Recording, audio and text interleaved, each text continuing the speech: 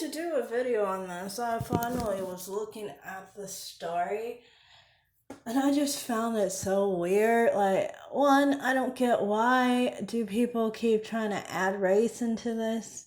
It has to do with somebody overdosing on some drugs.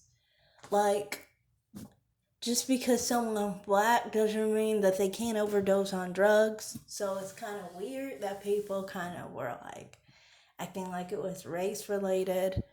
Um, the sector I'm in YouTube, everybody wanted it to be a violent death or something like that, um, because they wanted to depict white men negatively or something.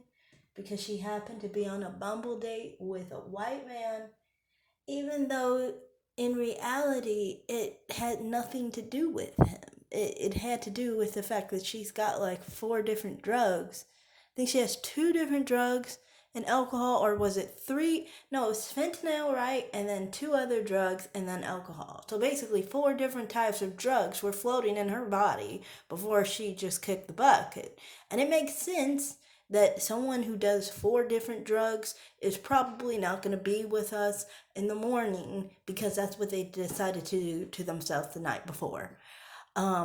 So I do not understand why some people are trying to turn this into a race thing. Black people aren't drug addicts, Trying to act like this is a part of being black has nothing. This is insulting to black people to me because you're trying to act like it's associated, and it's like it's just a black person who overdosed on drugs, which happens all the time with any race of people who take fentanyl and all that crazy stuff overdose very often. This is why they tell you say no, but people sometimes are just not smart enough to actually take good sound advice to actually say no to the dang drugs. Um, so I don't get why people keep trying to make this a race issue. Um, I think some people are just angry because she was on a Bumble date with a white man or whatever.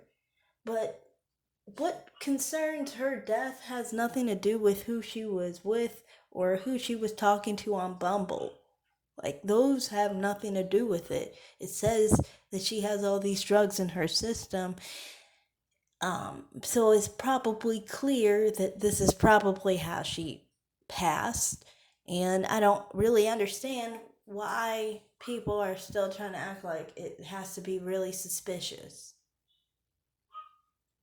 It doesn't seem suspicious to me. It just seems like, it does seem like, be careful of who you meet online. Because, I mean, like, to the white guy who met her, that must be traumatizing to wake up and have someone drug overdose in your bed. That must be very, very, very, very traumatizing. And I feel sorry for him.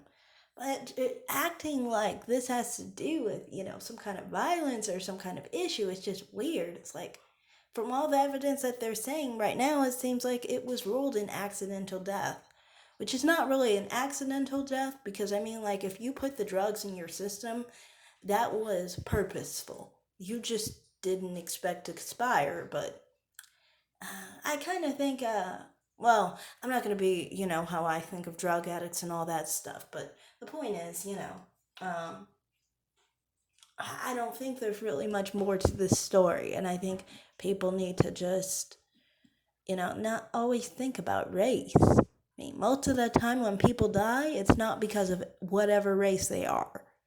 So, I mean, people need to stop being stupid and stop being hysterical on this and try and be race baiting, basically. So, that's all I have to say. Thanks for watching, and bye.